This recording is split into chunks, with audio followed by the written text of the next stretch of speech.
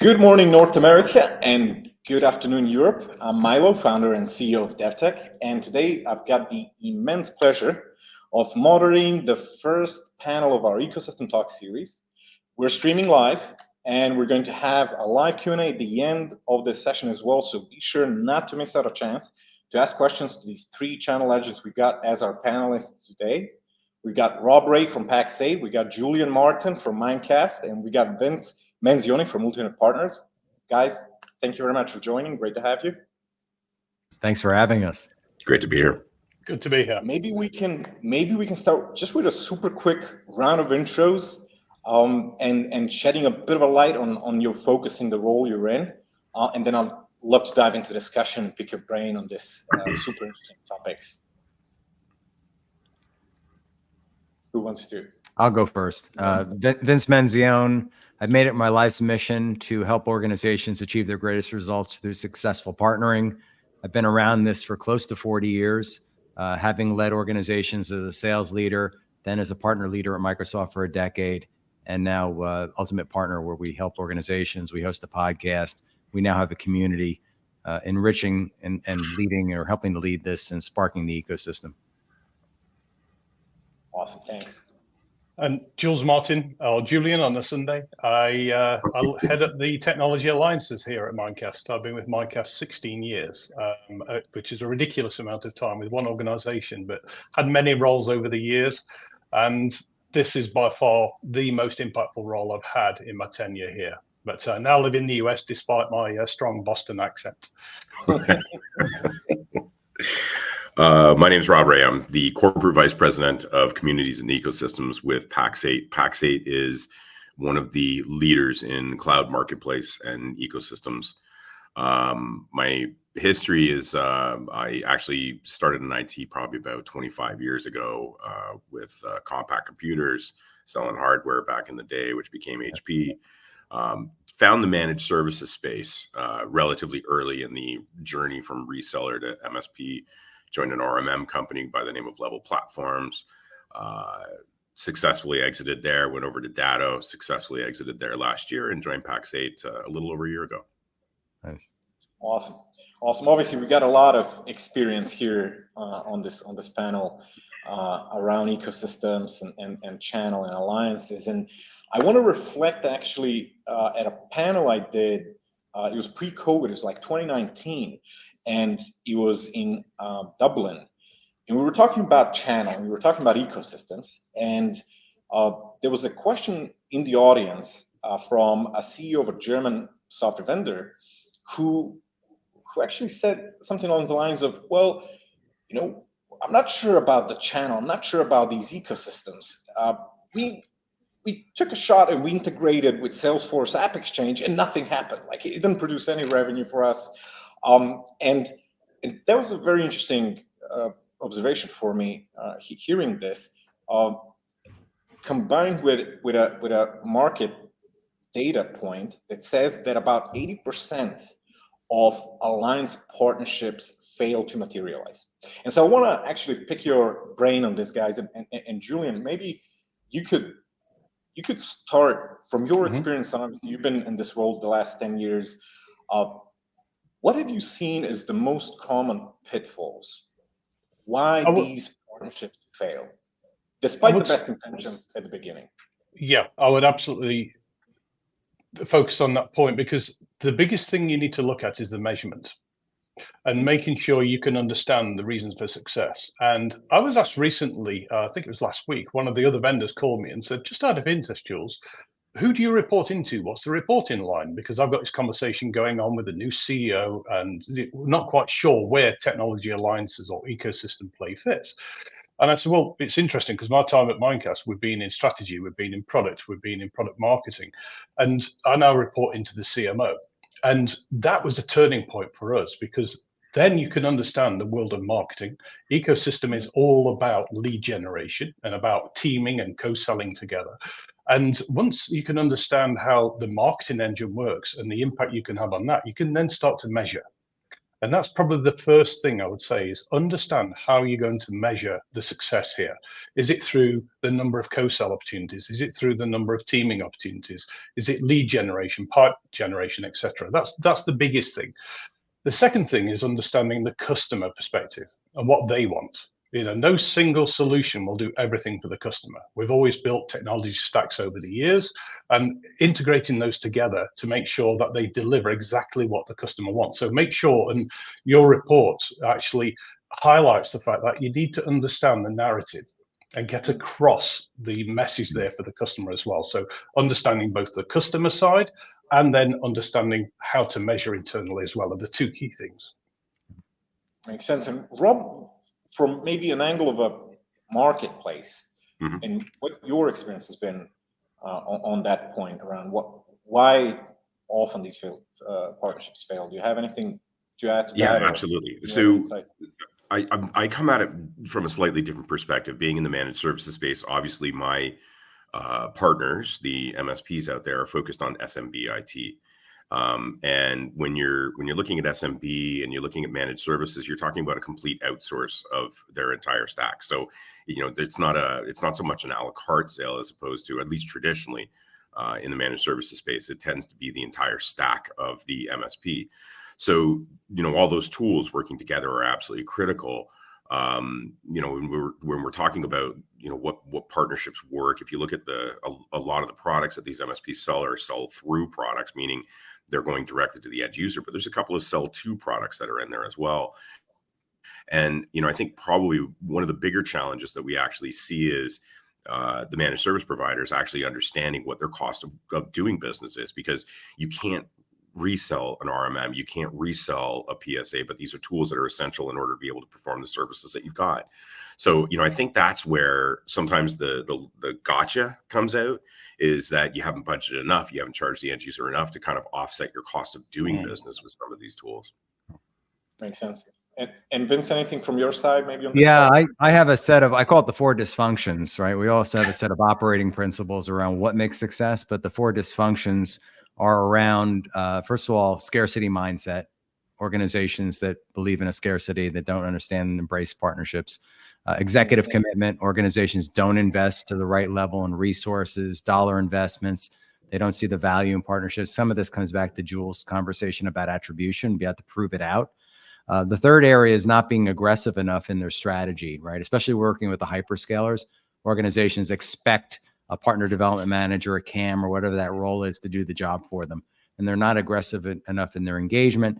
And then the fourth area I find is around trust, right? We talk about trust as being the foundation, the oxygen in the room. Without trust in the relationship, there is no relationship. It's a transaction.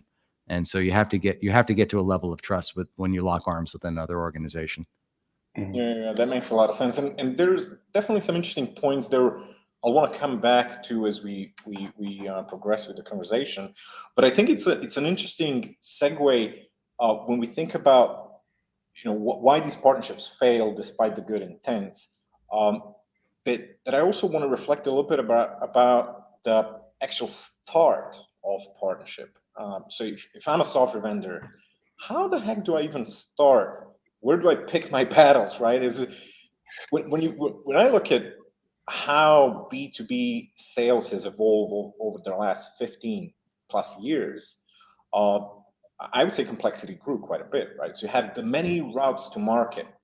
And I'd love to hear your thoughts here about the spray and pray approach versus, oh yeah, we'll just build an integrations and the customers will come, versus having a concentrated strategic effort. What should these vendors actually pay attention to when they explore where to embrace partnerships, in which ecosystems, in which marketplaces? I'd love to pick your brain on this. Yeah, maybe if I may, because you remember the early days when we were working together, we investigated, but this is going back to 2018, when we looked at the SIM market. And this is the first thing, because it actually made sense for a customer to have a centralized correlation points, both for intel and alerts. So that's where we started engaging as two businesses. And that really established the footprint of where we wanted to take this ecosystem and integration world, if you like. We then still had to go out and educate users on why they needed to do this, but that then led to Gartner validating it with the cybersecurity mesh architecture approach, and then XDR as what I call a movement. It's more than just technology. You've got to embrace XDR across the organization. So understanding what a customer needs and then making it easy is the point I want to make, because out of our 280 different applications, some are built by customers, some are built by vendors, some are built by us. 92% of our customers use out-of-the-box integrations.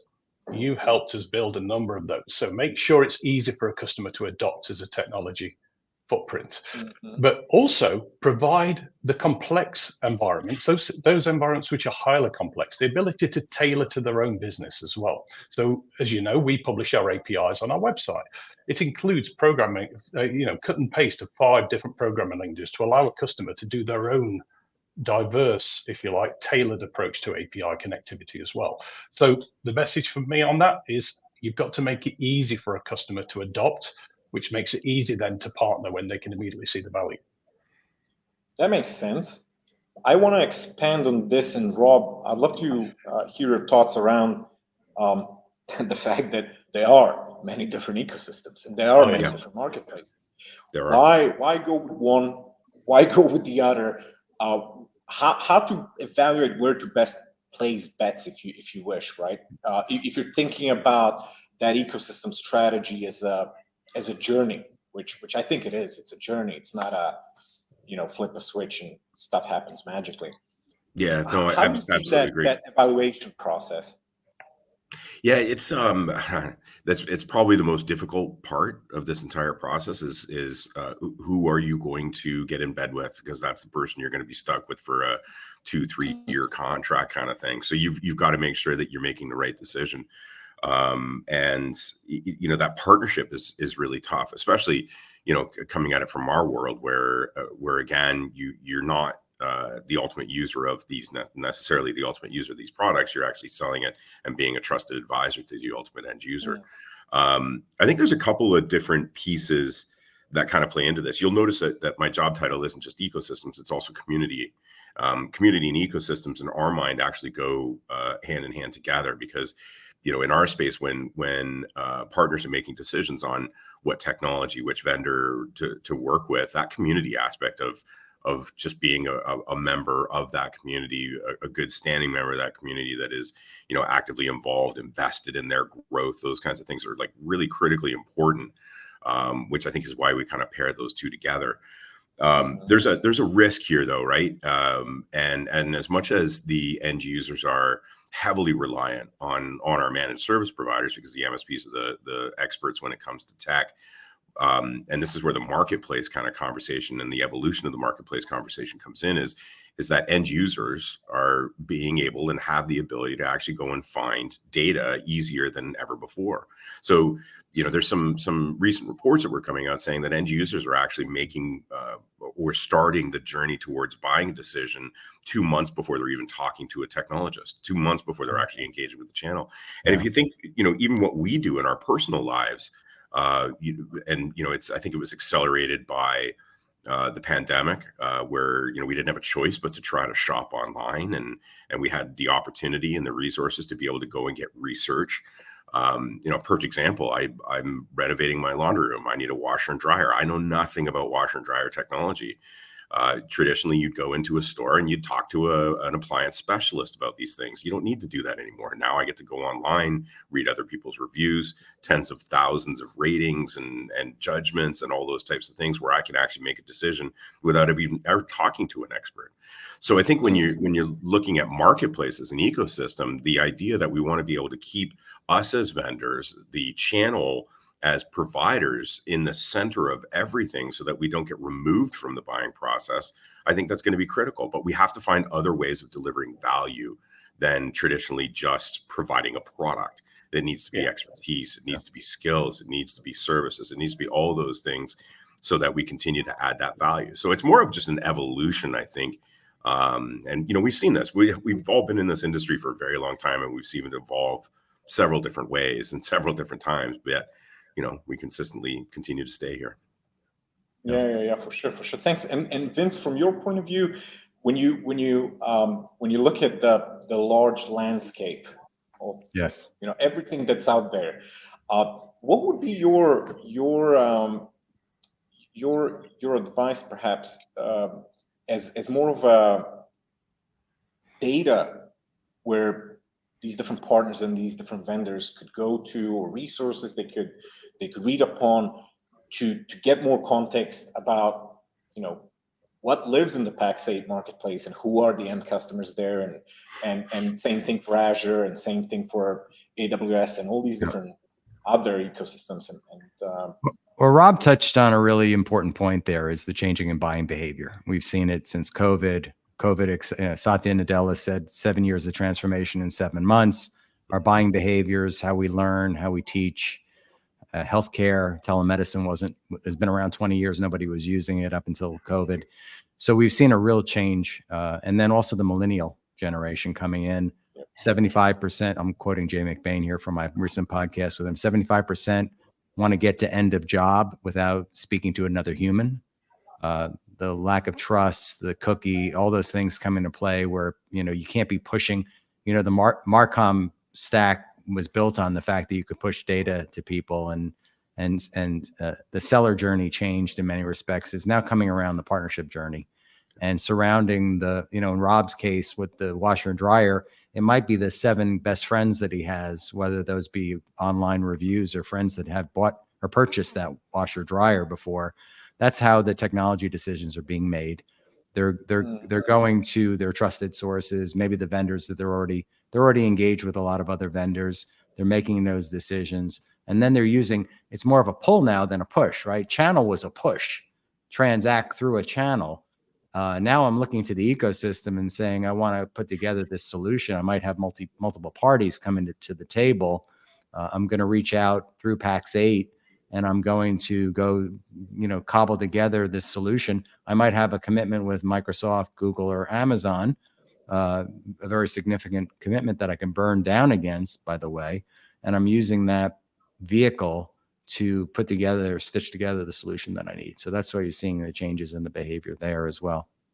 That makes a ton of sense. And I think another interesting observation is that in the sea of ecosystems, there's a different level of maturity of different ecosystems, right? And I think that's also a very important factor to take into consideration as you're evaluating partnerships and so on. And here's a very interesting data point. In January this year, when you look at Azure Marketplace, it had 41,000 products and services on the Azure market. How do you compete? My question here is actually, and Vince, maybe you can tie onto what you were just saying, but I'm curious if you can share some insights about how would you be navigating between the mature, super competitive ecosystems that are well established. There's a plethora of everything, including the end customer, but also a lot of competition, versus perhaps some of the more emerging ones that are building traction, but perhaps it's not 41,000 products and services being in that particular marketplace, let's say. Yeah, two things. I have a point of view that there's one ecosystem. So I'm going to start there, and it's surrounded by the tech giants, and then there are maybe solar systems and galaxies and so on. But I feel like there's one $5 trillion tech industry, and a lot of it was built around. I go back to the Bill Gates moment, so I'm being a little provocative here and saying that in 1981. The Wintel Alliance and what formed out of that started up Dell Computer, and HP and Compaq was the fastest company to $1 billion at the time. VARs, resellers, MSPs evolved. And then what you've seen is these super companies, right? These hyperscalers that now have gone to the large enterprise organizations and even into the mid-market and said, buy our cloud and sign big commitments with us, and they're $1 billion commitments, right? So that decision of whether I'm going AWS, Google, or Microsoft has already been made, or maybe I'm buying multiple, but I have this cloud commitment that I've got to burn down against. So whether they come through Pax8 or they go directly to a Microsoft, there's a curation of those solutions. There are, what we're going to get good at, which we're not good at right now, is the ability to then sift through the junk, I guess is what I would say, and get to the point where, because of the 5-star ratings that Rob was able to review against, that this is the right solution. By the way, it's also been informed by the other technology organizations I'm working with to say, this is the security solution I need to deploy, click, try, buy, or whatever that looks like, that experience. But I think that's where we're going to get to. We're not there yet. AI will hopefully empower some of that. We've got this journey is going to take a couple of years. Yeah, it makes sense. And Jules, obviously you've been on the journey with Mimecast. Maybe you can also reflect a little bit about how, how was that decision-making process going around where to place the bets between the super mature aspects and channels, aspects of ecosystems and channels versus perhaps where you saw, hey, this seems to be on an upward trajectory, but maybe not as well-known brand awareness like a Microsoft. Yeah, I mean, there's a number of things to consider here, because first of all, you've got to make it as efficient as possible for customers to purchase the goods. So whether they're tied in together and they see it as a joint solution, or whether it's available on the marketplace as eating down a part of their consumption, or EDP in the AWS world. So from our perspective, we're just starting the journey from a marketplace. We've been very heavily concentrating on the technology side of things, of the ecosystem. And as you say, there's thousands of different ways of looking at this that you can actually, I love the reference, Vince, to, the solar systems or the galaxies, this sort of thing, but it's all one. The important thing from my perspective, though, would be consider the reseller partners out there. The reseller partners have to understand that people are now looking for integrated solutions. And in order to remain relevant, in order to remain trusted business advisor, as referenced earlier on in the conversation, you've got to be able to offer professional services around that. So maintain your relevance through being able to link these things together. It's not just a case of just buying something off the shelf and sticking it together and hopefully it works.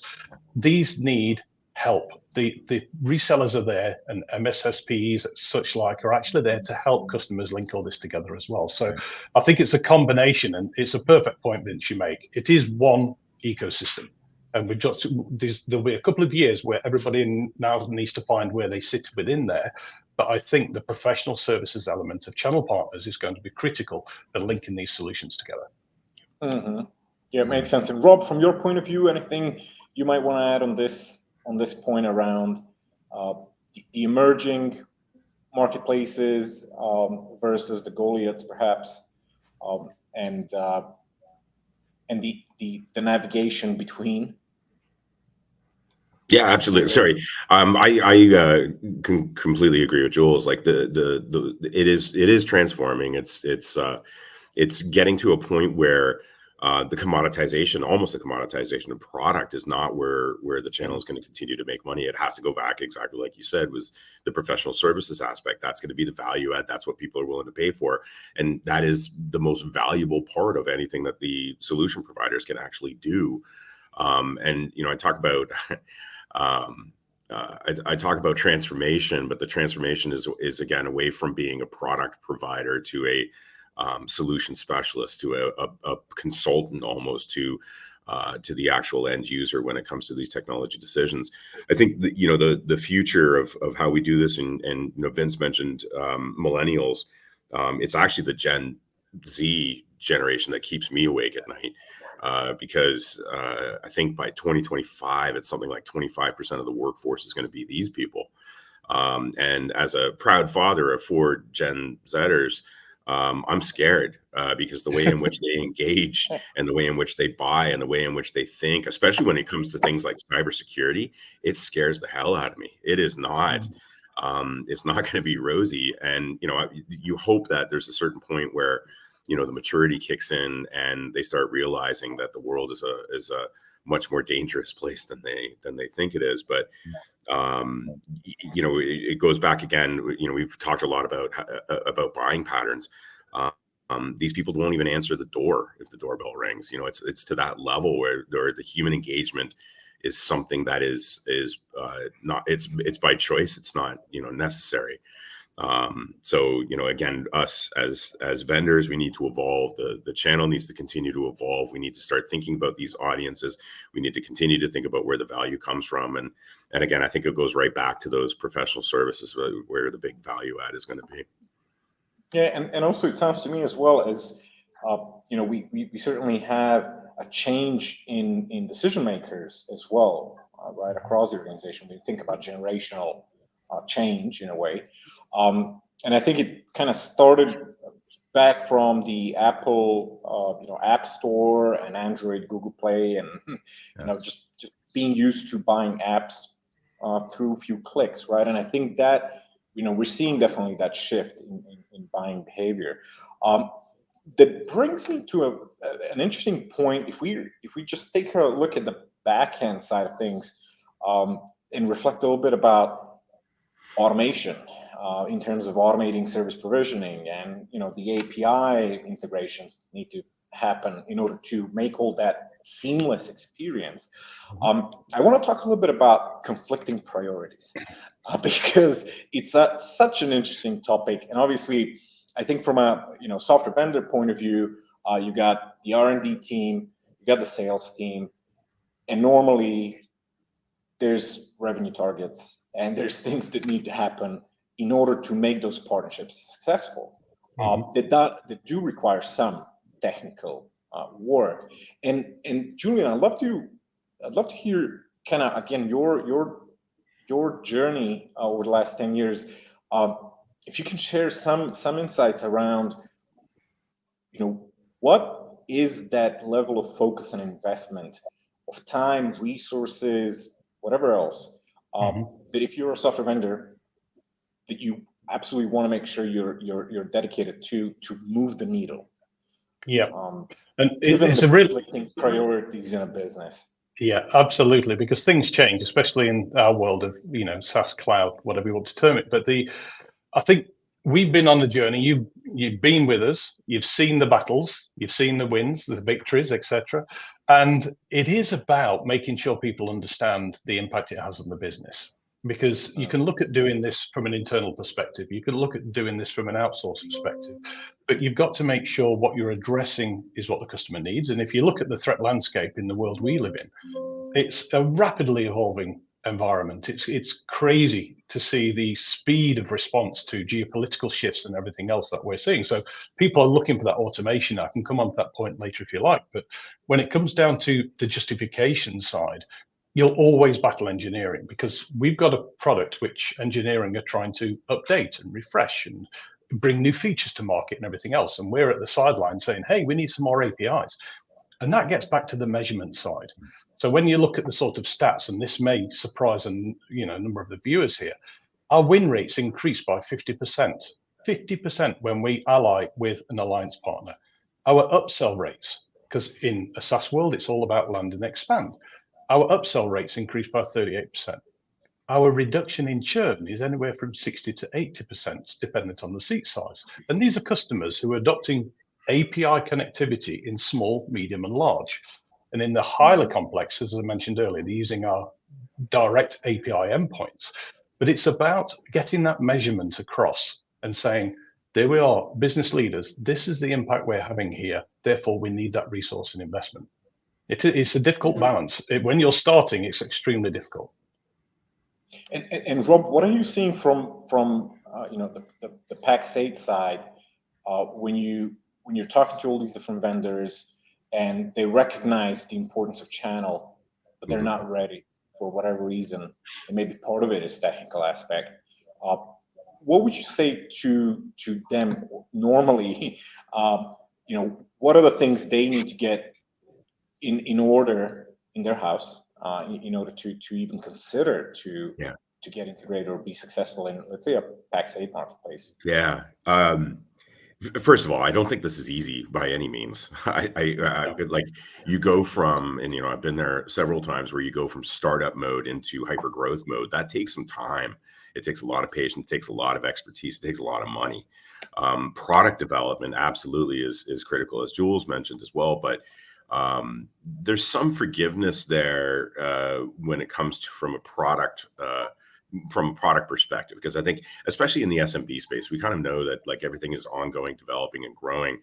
But things like channel account management, partner program, tech support, these things are critical. Yeah, actually, it's funny. I'm at a conference right now in Texas, and a bunch of us vendors were sitting around last night, and we all said that the one thing, like you can have a bad release, you can have bugs, you can, like, as long as you're constantly working towards fixing those things.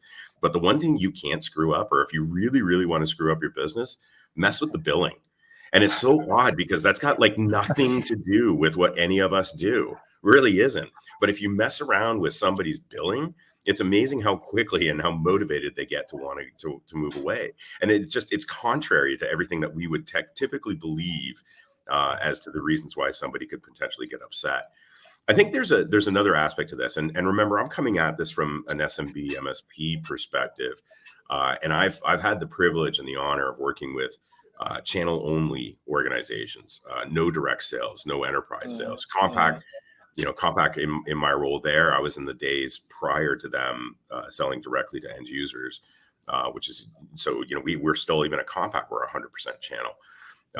It's a temptation, right? And it's a temptation that, fortunately I've been able to avoid in my career, so that I can be loyal to this channel and help this channel.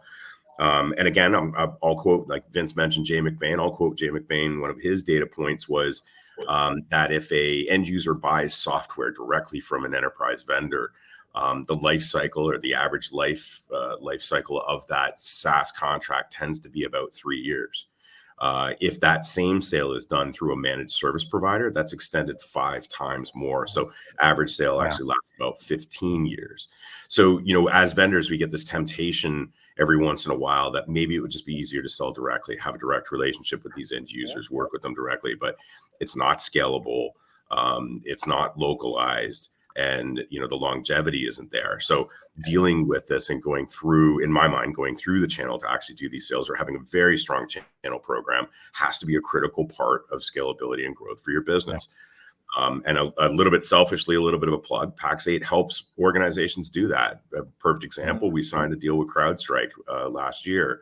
CrowdStrike is interested in the SMB space, but they're not about to build an SMB account management team. This is where vendors have the ability to kind of outsource these things to organizations like Pax8 to be able to tackle that SMB market without having to build an SMB program and remain channel loyal, at least.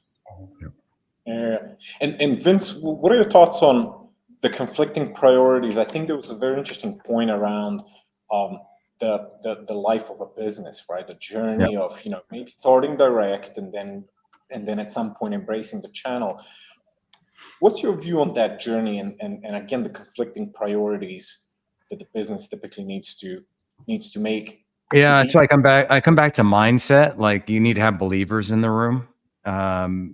What we find in a lot of SaaS organizations, this mindset going back to the late aughts and the early tens, when we were finally able to figure out marketing automation, and then the role of the SDR, and this division of labor and selling that we thought we had science around it, right?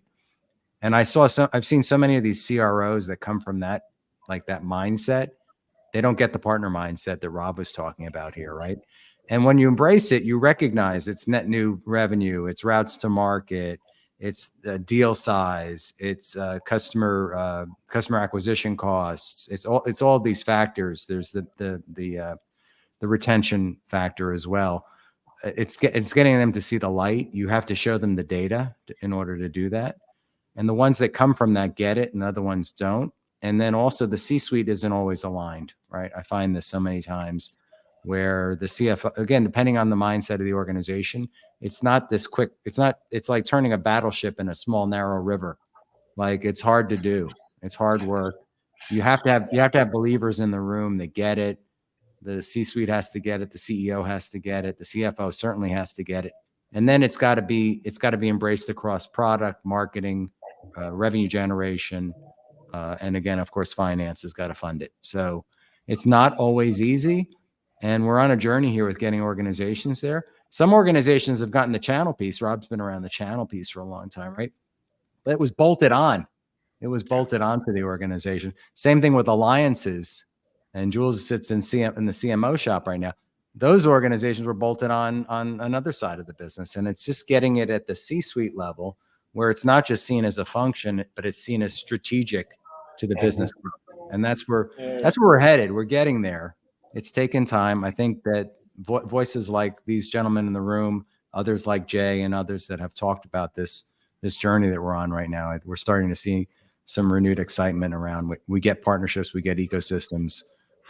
This is Jay calls this the decade of the ecosystems, to quote him again. He's not he's getting quoted. He's getting more credit than any of us on this one. Exactly. He dropped it a few times on your last podcast, Vince. Exactly. I'm fresh with Jayisms, you know. But there is a good point you make there, though, about the linkage between organizations internally. So your finance, your marketing, your business operations, and whatever. And I know, Rob, you use Crossbeam. We use Crossbeam. You know, that ability to link what you've got from a go-to-market function into real tangible opportunity creation there. You've got to have that linkage between, and a buy-in. You're spot on, Vince. You need that buy-in across the organization. Yeah, and it definitely takes time to start seeing the outcomes, right? To actually start seeing the tangible impact to top line and bottom line as you embrace on that journey, right? And this leads me to another interesting kind of angle and things to consider. Obviously, one of the things we've been looking at is the state of platforms report. And just for the viewers, if you're interested in receiving a copy of it, just type in interested in the chat. But Jules, I'm as we were looking at this report, there was an interesting comment there around some failures and missteps and how it can become exceptionally costly. Like one instance in particular around co-building with a partner, and them spending like $30 million and it just blowing up. And I'm curious from your point of view and your experience over at Mimecast. When you look at and Rob mentioned CrowdStrike. I know Mimecast also integrated and partnered with CrowdStrike a while back. When do you make a decision to commit resources to some kind of co-building initiative? What are those indicators that you look for where you're going to say, okay, we are doubling down on this and we're going to spend more, whether it's in tech, in co-marketing, go-to-market, whatever it is? Yeah, I think it's down to customer demand. That's the key driver. And, customers understand that, the best approach was always take best of breed and stack them on top of each other. The modern way of doing things is take best of breed and integrate them together. And a lot of organizations are looking at consolidation. I prefer to say it's now about platforms. It's not so much consolidation. It's what can I get out of a platform and how can I get the best efficiency within that, whether it be buying, from Rob's world, whether it be integrations from our world, etc. That it's how can I get the best efficiency there. So we monitor very, very closely the growth areas we've seen. And as I mentioned, you and I worked on the SIM world in the early days, and then we moved to SOAR, and then we moved to Endpoint. And when you look at things like CrowdStrike, for instance, we have one customer a day connect Mimecast to CrowdStrike. It's never slowed down since launch. So guess what? That's a really interesting category. We've got XDR, we've got LogScale with the SIM, etc. So we've grown that particular relationship as well. So you've got to look at those vendors who are, how dare I say, hot at the moment, but also more on the customer adoption side. Monitor. We've seen huge growth within our MSP and MSSP environments, and those offering managed services. So again, that's another hot sector for us to get involved with. So it's about that monitoring where the growth is coming from. Yeah, makes sense. And I'm being conscious of the time. Obviously, we want to get to the Q&A part as well. I want to super quick just go around the room. Obviously, when you look at this state of the platform report, I'd love to hear what are the things that resonated the most with you and where you see the biggest trends. And maybe just we can go around the room, kind of what resonated the most, where you see the biggest trends when you look at the ecosystems, and where is that going? How is that shaping up? Vince, you want to Yeah, I Take mean, this I'll one come and back. crack. I'm going to come back to the hyperscalers, which really are owning the platforms right now, right? So if you look at the technology stacks and you look at the investments that have been made in ping power and pipe, these data centers are massive. I've gotten to tour some of them, and they keep getting bigger and bigger. So the barriers to entry are getting bigger and bigger. You layer in the technology, the baseline technology, and now you layer in AI, and they truly become platforms to build on top of for ISVs and solution providers and so on. And so, yeah, we're starting to see sort of a consolidation, if you will, in that regard. And then the need to operate across, again, the ecosystem, where it's not an alliance strategy, it's an ecosystem strategy with each of those vendors. And you're taking it through your channel. The dysfunction that I've seen before is that I'd have an alliance strategy over here with the cloud providers, and then I'd have a channel strategy over here, and the two weren't together. This is where the whole platform integration happens, where I'm taking it through to the customer from the hyperscaler all the way through down to the customer. Makes sense. Rob, what are your thoughts? Yeah. Trends? If I can build on that for sure, because that I agree was really interesting. And Vince talked a little bit about the AI piece of it. I think the innovation piece of it is super interesting. I'm going to say something slightly controversial. I don't necessarily agree with it, but there is some level of chatter about how we haven't left enough margin, meat on the bone for people to make money through this. And we've all been evolving towards the cloud, and the cloud is supposed to be, and platforms were supposed to be a lot more profitable, like easier, faster, less vulnerable. And in some cases that hasn't flushed true.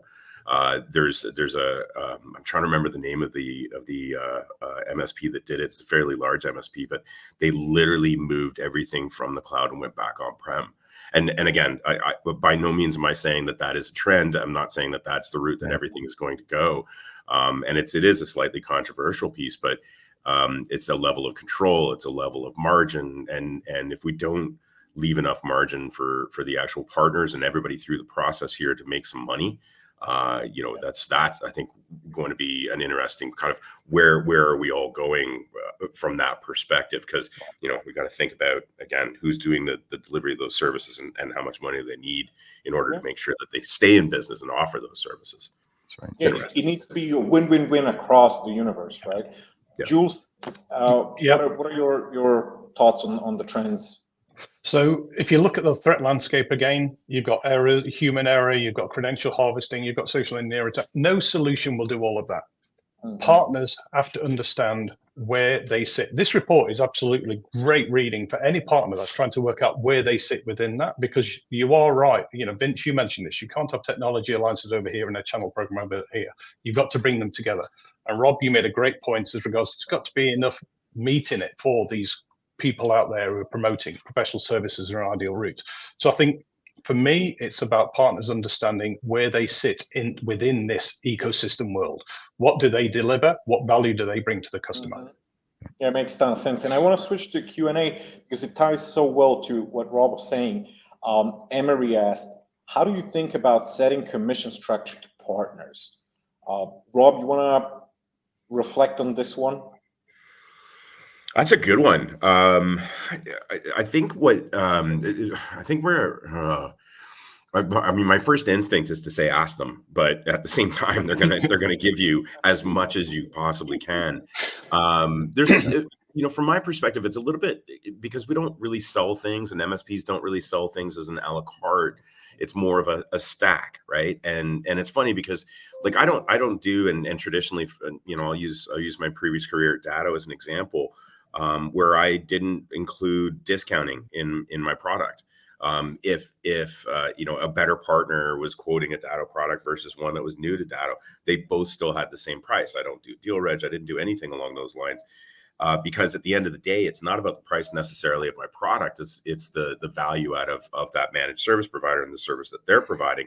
Plus, they're combining it with a whole bunch of other technologies in their stack that my discount is not necessarily going to be there. I think, if you're looking for a starting point, I would start probably by looking at the competitive landscape. What are my competitors doing there? And then going back to the comment that we all just made, which was make sure there's enough meat in there that they're interested in wanting to sell your product. And I think there's also a critical part of this is making sure that you also eliminate as much pricing and channel conflict as possible. Don't offer it cheaper directly, those kinds of things. Make sure your sales reps are whole, regardless of how the partner goes and sells these things. Like there's a number of factors that are in it, but ultimately, it's. Look, I will say this: don't go too high, at least initially, because you can always increase it. It's really hard to decrease it. It's really hard to bring those margins down after the fact. So almost start from a place where you're apologizing for either how expensive your product is or how much margin you're actually giving, because again, you can always increase it. That's going to make things better. Decreasing it is an immensely painful process. Makes sense. And I wanna shoot one more question real quick here. Milos asked, when should you stop investing in a partnership? Who wants to take this one? I think there is a triage exercise. I think people, the spray and pray, I heard that earlier. People try to do too much too soon. You need to find partnerships that are going to be successful. So I think in the beginning, especially niching down to a few and then getting some successful wins and then getting the flywheel going. When you have partners that are not producing, right? The Pareto principle lives here, right? The 20% are doing 80% of it. So you got to get rid of the 80% that are doing 20%, because you need to focus in where you're going to be successful. I had a large MSP that became Google's largest partner, in fact, and they had both a Microsoft practice and a Google practice. They stopped investing in their Microsoft practice because they knew they weren't going to be the big fish in the pond. There was too much competition. They sold that practice. They shifted all the resources to Google. They became Google's largest partner. They just recently sold the company for a lot of money. So I would say when you don't see the results or the end game, you're not going to get to the end game. That's when you stop investing. Yeah. And going back to, I think, what Jules said right off the gate, the KPIs, having those clearly defined. Yes. What are you measuring? How are you tracking? What is success? What isn't? And then I guess pulling the plug when you're seeing that it's not worth time and effort and resource anymore, right? Yeah, and it's back to Rob's point and rewards, making sure that the partners are there. You've got to have an MDF program. You've got to have that deal registration program and everything else. Reward those who are doing the business for you and creating net new opportunities. Absolutely. Yeah. Guys, thank you very much for your time, for sharing your insights. Obviously, we're just starting to scratch the surface in our ecosystem talks series of panels, and we're taking a bit of a bigger picture view. We're going to be diving in some of the subsequent ones on deeper into some of these topics. But I do want to thank you for your time, and for the viewers as well. Make sure that you connect with Jules, Vince, and Rob on LinkedIn and reach out if you do have some additional questions you want to pick their brains on. And certainly they are present at a lot of different events, doing speaker sessions and sharing their knowledge on this topic. Thank you, Milo. Thank you, Milo. Thank you. Great talk. Thank you very much. This was a lot of fun. Thank you.